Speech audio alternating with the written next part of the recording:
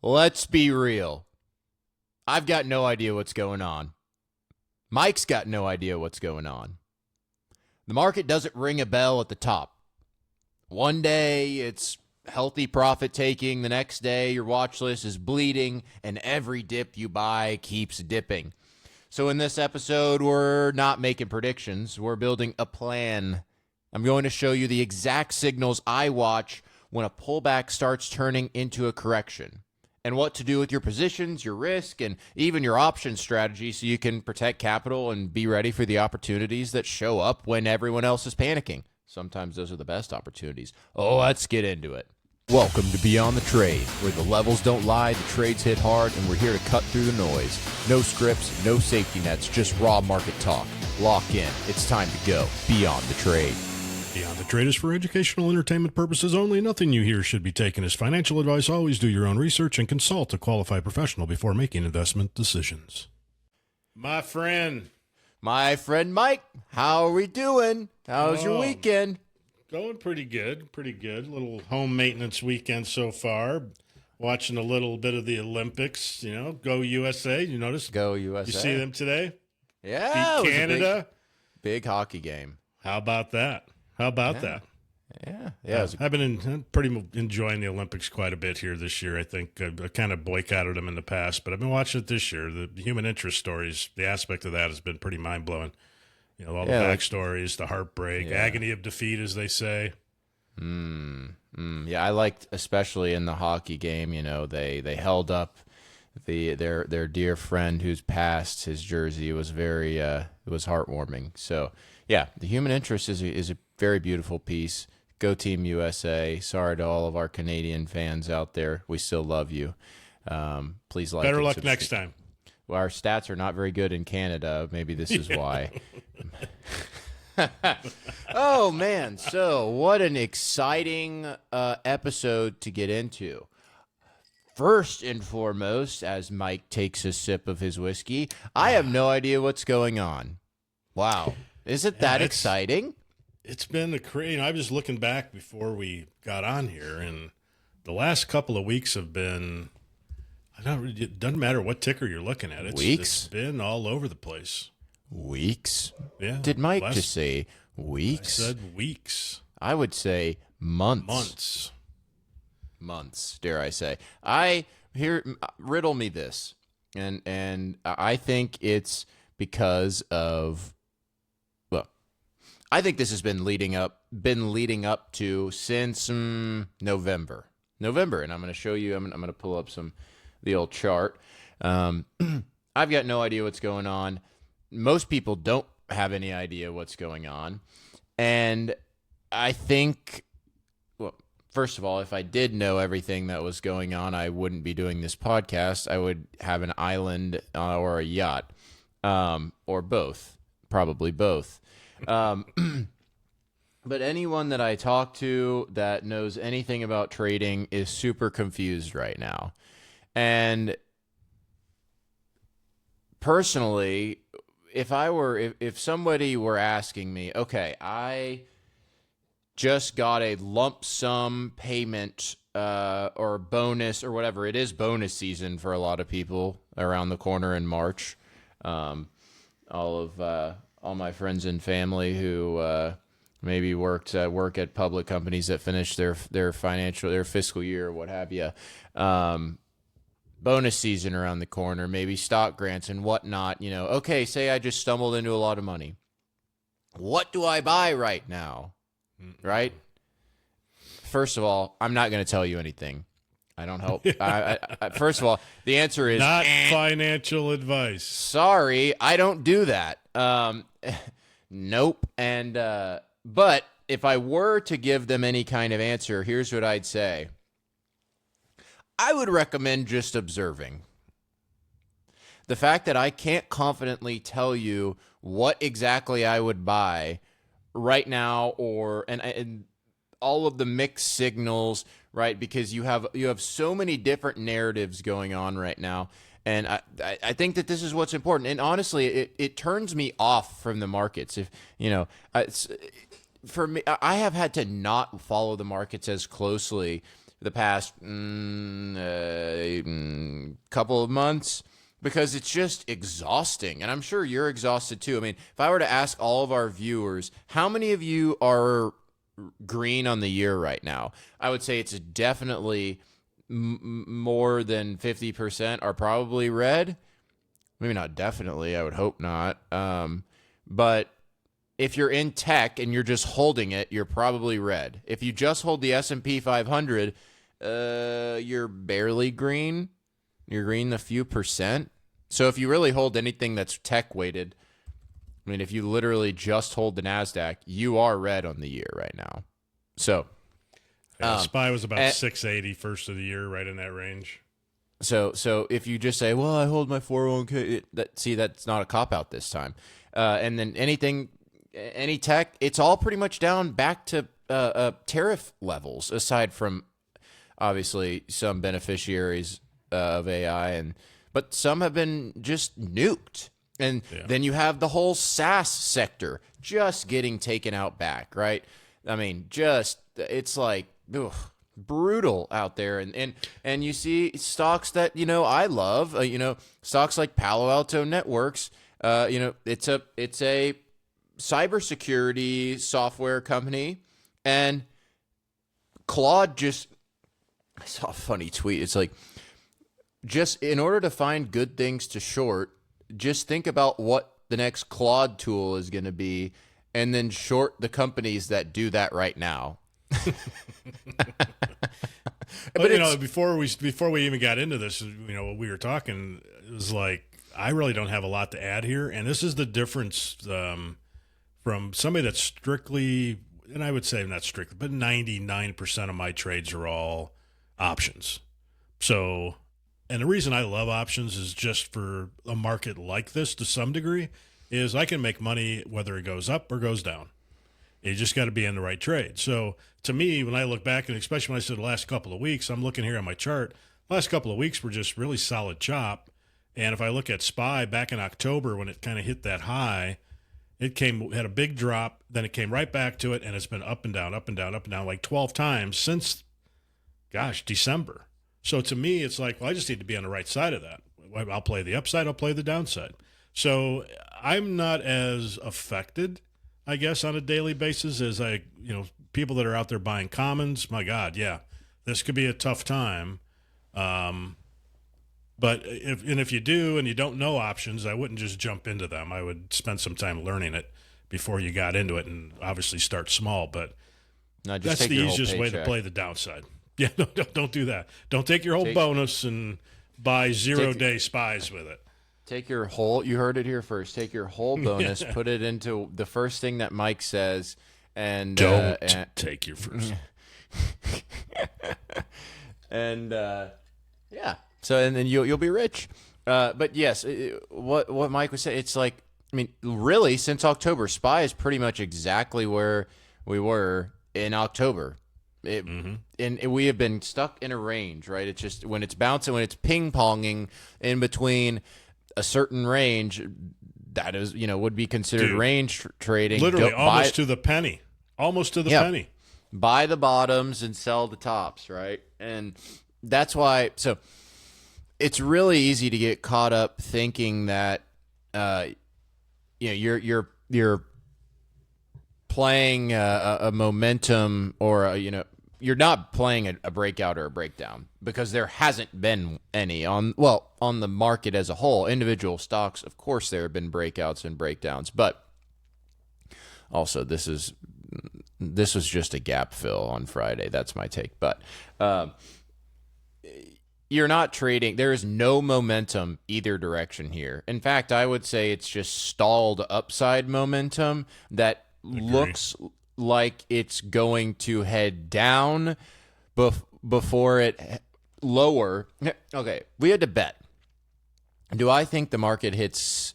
I mean, it may hit 700 and then SPY may hit 700 and then fall. I mean, regardless, do I think it's going to hit 710, or what's $10 below this? 665 first? I would say 665. That would be my take. And it's because of the continual rejection from these levels. Sure, you look at the S&P 500, it's continued to move up.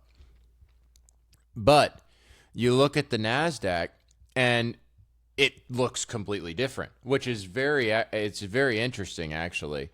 And again, we have no idea what's going on. Just want to make sure everybody And what makes knows it even that. harder is we get something added every day, right? Well, AI was the glory child for the last year and a half or so, and it caused a lot of stocks to really explode. Now we've got almost 2/3 of our entire military sitting off the coast of Iraq right now. We don't know what's going to happen there.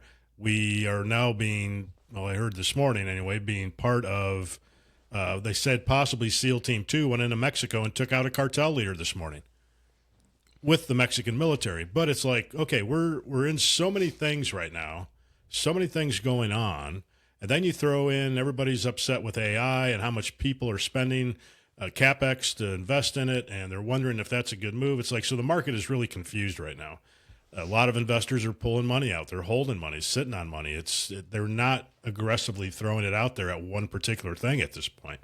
But all of those things are part of what is going to happen. If we go to war with Iraq tomorrow, does the market crash? Does it take a 10% drop? Does it see that as a positive thing that's going to be resolved? I mean, we don't know anymore. The market it makes no sense. When you see great earnings on a company and they drop 10% overnight, you're going, what in the world is happening?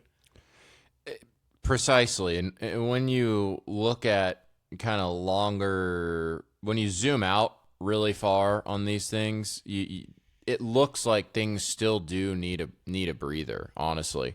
It just looks like, I mean, in fact, but then you look at the buying volume, right? It's a really big green volume bar on the bottom there. Like that's good. So there's a lot of, it's really a continual mixed signals. And as a trader or just somebody who's buying stocks and holding them forever, or just somebody who isn't even actively investing whatsoever and just holds their 401k but has an interest in personal finance, like it is important to think about where your highs and your lows are on a chart. And I think having a plan for what you're going to do is also essential. Okay. And I think that's what we're talking about more today, is having a plan instead of being surprised. Because as you said, we don't know what's going to happen. I mean, I'd be curious on what your take is on what global events, what financial events do you see as the big one that's going to cause it to finally crack and do the big drop, if there is just one? I think things are setting up to where one event that may not actually be a huge event, but it's just the event to crack it. All of this is just algorithms, and it's whether the algorithms, decide to crack it or not. But you can see people have been selling, but this is a buy the dip, buy the dip, just everybody just buys the dip, right? Every day, people's 401ks buy the dip mindlessly. So it's really hard to just, say that that there's gonna be a correction and because getting there is gonna take a while. But I think the war stuff with Iran, I think not enough people really. Honestly, it's just one of the things, and then we have, all of the stuff going on in South America, whether it be, or Central America or what have you, whether it's in Mexico or Venezuela, some of this stuff is just not resolved. And then you have, I still think that there are things in the Epstein files that could really shake of course, there's so much that we still don't know. Yeah. That could totally shake markets. Come on now. Tariffs, which there were news on that kind of didn't really move anything, but Trump is now, doing his thing again, where he's just fighting back, and there is so much that could go wrong there's not enough that could go right. Like Mike said, you see companies with great earnings down 20%, right? It's just, and I think if you were to walk up to Joe Schmo on the street and say, would you buy the dip here, or do you think, a correction is coming? And I think they'd say, oh, AI is awesome. I'm buying the dip. We're going to go up. We're going to go up. I mean, this is, why would you not buy the dip? Everything's hunky dory, right? I feel like that's what everybody believes. And so I'm kind of a contrarian in that sense, where if everybody starts to think, if is thinking one way, I kind of really start to give a ton of thought to the other side. But then again, I'm over here in the boat with Michael Burry, and by no means am I calling for whatever he's calling for, although his Palantir puts are probably doing really well. Again, there's a lot of buy volume on a lot of stuff, but all these charts just look ridiculously bad. And have you ever looked at the correlation? I mean, I use it like more on a daily basis, and this is an honest question I don't really have an answer to because I don't dive into it much, but where the VIX is compared to SPY. I mean, I understand it on a daily basis and that, but I'm looking at it here now, and you had that bottom line that was about 1120, 1130, and then it seemed to settle in at like 1450, became like an upper line that I have on my charts anyway. But then where it's sitting at almost now, or actually where it's hit the last couple of days, this 2350 area, it almost appears to me if it goes over that area, all hell breaks loose. Yeah, I think people tend to really. I don't know if that's a good statement or not, but it's neither here nor there. I think I don't really. I mean, it's an outlook, further outlook of the market, right? Yeah, the VIX is priced based on the VIX changes. Please correct me if I'm wrong, whoever, but it VIX is priced based on the price of out of the money S&P 500 options. So the more expensive, if SPY is your ASP is SPY's $700, and $1 out of the money may be a $2 contract on Monday. And then Tuesday is more volatile. The implied volatility is higher, right? Just, mathematically. And people are going to be pricing in a bigger move. Therefore, the same amount out of the money options are going to be more expensive because IV went up across the board. It's basically just the price change in out of the money SPY option, S&P 500 options. Okay. So I guess I never really dove into it that much. I use it as an indicator in a way. And I was always told, well, if you're playing SPY, it's forward. Everything in the market's forward looking. But the VIX is looking much further forward. Yeah. What's going to happen a year from now or 6 months from now based on what's happening today, where the rest of the market is more based on the immediate future, not necessarily that far out. But I don't know. I don't know if that's true or not. I should probably look into it. That could be a good episode to do in the future, maybe. Yeah, I forget the timetable on it. I know that I'm no mathematician, but I know that it has to do with out of the money S&P 500 options and the price change in those. So, yeah, I mean, I didn't mean to throw you there. I just thought I would. No, I was curious. No, and of course, for anyone who traded an option or anything around tariff time last year or during COVID, SPY options are going to be much more expensive after SPY moved 5% the previous day than if it had moved an average of 0.5% for the previous 30 days, right? It's all about like your most recent, and I'm big on ATR, average true range, just the wick to wick, movement in price fluctuation in a singular day, what's kind of that average?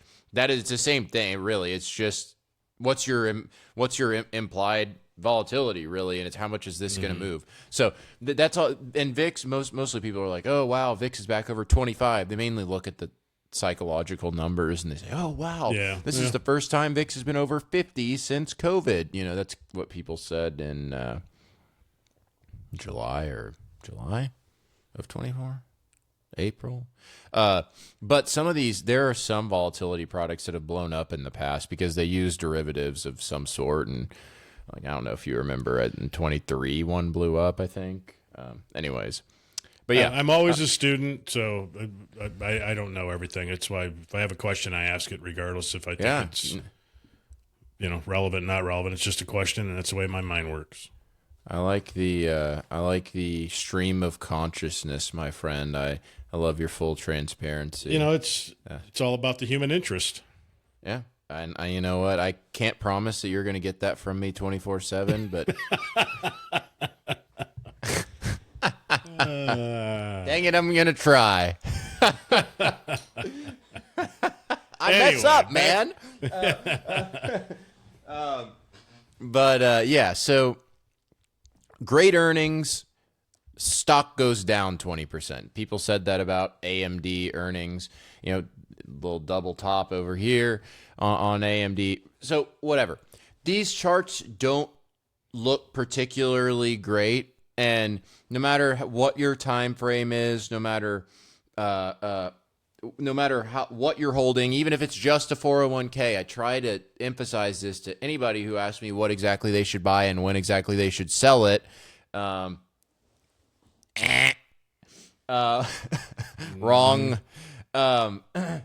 I try to say, try to be aware, at least like minimally aware of like your local highs and lows, because the easiest way to build a plan for a downtrend is to know whether it's a dip or whether it's the dip it may keep dipping. So here, if you zoom out on a wider time frame, and again, I'm saying do not just look at a line chart. A line chart doesn't show you all of this. You need the wicks. They're important. And if I'm looking at the QQQ, right? It's all just very simple. Is it higher lows or lower highs, right? And this right here would be lower highs on QQQ. 635, and then your another local high would be 618-ish. That then came down. So now that 618 is really the next line to beat. And this can go for the market. This can go for any stock, right? So if you have a line at 618 that's kind of okay. Over that, the market appears to still structurally be in an uptrend, and we're good. And honestly, that's what I would think. If I'm looking at the NASDAQ right now, and the market breaks over 618, comes back down, supports QQQ, finds support at 618, and then continues to start to slightly trend upwards. I mean, I would probably buy that support test if I'm being honest with you. And then I would expect to see it trickle upwards, right? And then if it were to break down and confirm back below that 618, I would know that would have been a fake breakout. I would sell immediately whatever position I just bought, because it's probably going down below your last local lows. That's another, then that new high is probably around like 620-ish, which is very possible, by the way, very possible. And then it heads back down. It's probably going to break below 595. So it's just where your local highs and lows. You do not want to see something continue to reject something that used to be a support, right? 620 used to be a support. And anything broke below that immediately went back up. Okay, well, we broke down below it a lot. It came back up there, failed it once. If it goes up there again, which it probably will based on Friday's volume and the whole week's volume, it probably will, which would mean that there's a little squeeze of about 2-ish% here. See how it does on that now resistance. It may break above, it may not. And then if it see what it does. And if it breaks back down below that, I think the downside is probably a likely scenario. Also, I'm not encouraged by the fact that Bitcoin. Listen, I thought that this looked pretty bottomy on Friday of last week. There's a lot of volume, but Bitcoin just doesn't look exciting. It looks limp. It looks like, you know, Yeah, just not exciting. Crypto can look like this. So, and then I go look at Coinbase's chart. Okay, let's go look at the stocks that have to do with this. All right, well, yeah, this is an exciting chart. I mean, listen, I'm all for something that was just at 450, and it's on a huge support level of 150. Gee willikers, gee. Tons of volume down low. This is just a major. Point that out. Look, you've got a lot of volume coming in here in the last week. This is a beautiful, almost like perfect. This is a perfect bear market rally chart. Perfect. But what I don't love is the fact that it broke out actually to all-time highs. Congrats to the people who bought when they said that they were going to be included in the S&P 500 up here, and then it goes down here, and then try one more time. Right? This is exactly what Carvana is going to do. By the way, this is called the hashtag playbook, and so just FYI. And so exit liquidity, boom, pumped out of there, and then up here another try, failed. That is a lower high, and you could even see a little little head and shouldery here, a little bit, and then boom, what is that? Another higher low, rejected, or lower high, rejected off the previous support, turn resistance now, failed it, tried to break up again, couldn't even get back up there, failed. So what I'm thinking here is we're probably going to go up. This thing probably has a nice little rally. I think everything does, at least in the intermediate term. That's why I say QQQ is going to probably 620 before it goes lower. Anyways, that's just me. I don't care about your time horizon. Yeah. I don't care what you're invested in. Just observe, know your local highs and lows, and that's it. I think anyone is fully capable of doing that, and look on a daily chart, look on a weekly chart, and just is it making higher highs or lower highs? That is literally it.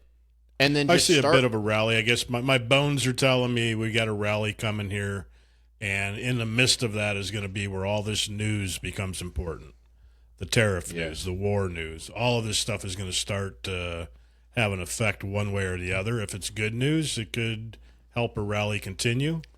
And we may see more all-time highs again. If it ends up being bad news, it could stop the rally and send us into a definite plunge. So, yeah, it's if you were looking for the absolute answer, neither one of us have it, that's for sure. I don't think anybody does.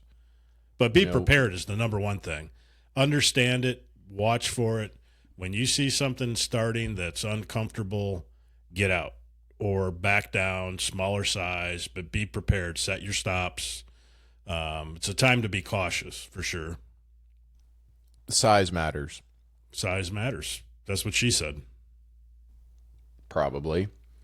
I would say, though, yes, it is very important to just be observant. I thought we were going to get into the cheeks conversation here again. No. That's why I told everybody. I said, don't buy Bitcoin. I said, I'm pulling up the Bitcoin chart, and I said, yeah, this looks like it's probably a bottom, but hey, maybe it's not as exciting as you think. And turns out it's not. Okay, so I'm just saying, I'm trying to be serious here. Let's have I know. Half of a serious. Bitcoin's not my thing. Never has been. So it doesn't. But it's a proxy. Yeah. Mike, I don't trade Bitcoin. I don't actually own any Bitcoin right now. And you know what? If I look back at Bitcoin, and here's what everybody's saying in my ear. Wow, Bitcoin was just at $120-something thousand. Wow, I should buy it. That's like a 2x, right? That's really great. It's going to $1 million, right? Okay, we just did an episode on this. Did we not? That would be buying something just because it is lower than it was at one point. Well, newsflash, every stock is that way. If you like deals, how about I interest you in some Oracle? By the way, I don't know if I mentioned that one, but that one was a total dud. I did think that one would find some support, but their whole debt deal and all they have a lot of stuff going wrong, and they're a SaaS company. It's just the perfect storm for them going to like probably zero. Yeah. Maybe Well, I don't mean that, but it doesn't. It's not going up right now. yeah, and it will have its time where it becomes a hero again, probably. It's just the way the market works. Me and my son were having this conversation the other day, just yesterday actually, about where the market was, 20, 30 years ago, 40 years ago. Yes, I'm that old. But, the players back then, IBM, 3M, I mean, those companies we hardly ever talk about anymore. They're not exciting anymore. Everything you had, Apple, Amazon, Google, all these things that came in and replaced them, and they were big market movers. The others but they may have their day again. Who knows? GE, my God. I concur. Well, GE is actually probably pretty up there. But okay, to finish, it has lately. Yeah, it's done good in the last couple of years. It was one that again died out. It was kind of. I remember everybody saying, "What's GE doing?" That's what you need to know about the market. Whatever GE's doing, that's the market. Yeah, it was those guys that were 60 when I was 20. So they're probably General all dead Electric. now. That's really somber. I don't know why you're laughing. It's kind of funny. Crazy person. Kind of funny. I know a little creepy. I know you love funny. Alice Cooper. I love Alice Cooper. But I $1 billion track babies. School's out. That is School's Out. Yeah, that's a good song. I track Bitcoin as a proxy for basically speculative bettors. To be honest with you, that's why like leverage and speculation. I can go more into that another time, but I use it as that, and it's pretty dang good at it. Good stuff. I like this one today. More of a chat, not necessarily a high educational video. It is in a way, but more of a good open chat on. Everybody's wondering the things that everybody is affected by what's going on right now. This is, I'm happy. I'm excited about today's episode. Well, I just wanted to be real, right? It's all too often do maybe you or I try to be the man. I hate to break to you, I am certainly not. You always call me the GOAT, and I blush. I blush for maybe a millisecond, and then I say, dude, if you only knew. Then he looks in the mirror and he's got the little horns, and yeah, the GOAT. He's the GOAT. I look pretty good right now. The Tom Brady of this podcast, anyway. My AirPods my AirPods and my waves are really shining today. My waves, I've been working on them. Well, thank you. But anyway, yeah. You don't have to know all the answers. Sometimes the best answer is no answer, and therefore, I think it is time. I believe it's time. I'm feeling it. It's time.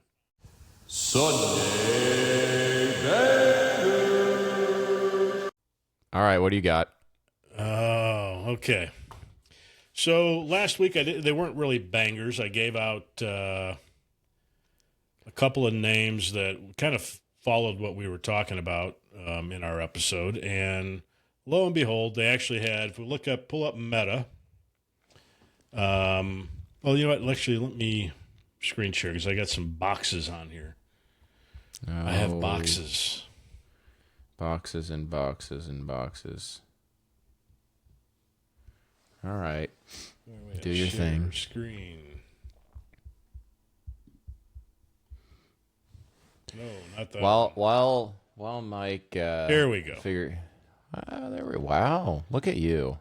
So the red box was if you remember, I said it's my no zone. Do not go there zone. And if we look at the daily, okay, we opened up here. There's Monday right at the top of that red box.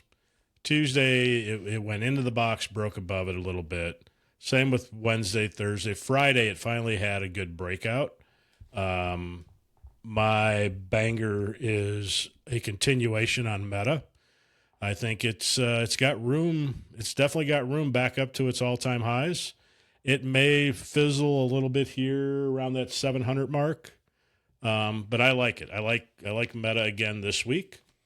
Then if we go over to Amazon, was another one.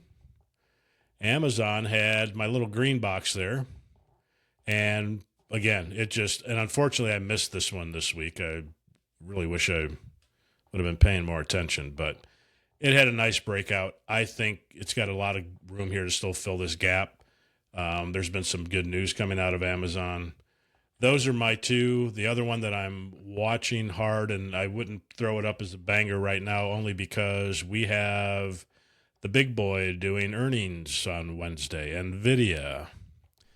However, I do love where AMD is sitting. Pull that one up. AMD, my God, look at that. What a beautiful level of support. It's got support there at 197, between 197 and 200. I want to see it break out of this on Monday.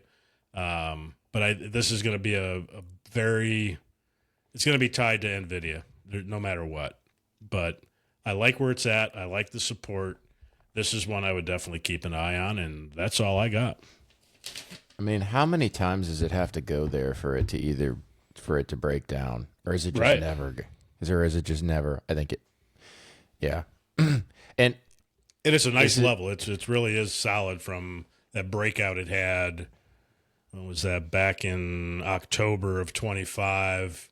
It had a huge gap up, and it just stayed up there. It's testing those levels again, and I honestly want to see it continue all the way back up to over 267. And Amazon is a good mention too, because they own obviously a lot of Anthropic, who will probably IPO this year, and Claude is putting everybody out of business. So I like that pick. I do also want to kind of add just my 2 cents that a lot of these stocks that you just showed, and a lot of other ones, when you look at Microsoft, it's sub 400, have already been taken to the woodshed. So I think how it's gonna. Those, do they even have more room to go down? Some of them are back to tariff April 25 levels. So yeah, Microsoft's a matter of when, not if. Right. So it's tough to say. Although Microsoft does depend heavily on OpenAI. And it's sitting at a massive level again, and that big support level there. But I rest my case. Right. And it just filled kind of a gap from a while ago. I rest my case, though. Nobody knows what the heck is going on. You could look at any of these charts and say it's going up or it's going down. Hence, I'm not giving any picks. I think the best pick, the banger is your observation skills. Just stare at some charts this week and learn. It's very good to just learn. Learn it from the GOAT first. All right, I blushed a little longer than 1 millisecond because you made me laugh. All right. Well, that'll do it for me for the week. All right, buddy. Thank you for tuning in. Like, subscribe, comment. If there's something we're not hitting on that you guys want us to dive into, please mention it. Put it in the comments, and we will definitely get something going. Appreciate the support. Yeah. Thank you all for tuning in. We love all of you. Have a great week. Remember, earnings on Wednesday. NVIDIA. Be careful. Woo, be careful. All right. Good morning, good evening, good noon, and good night. Bye.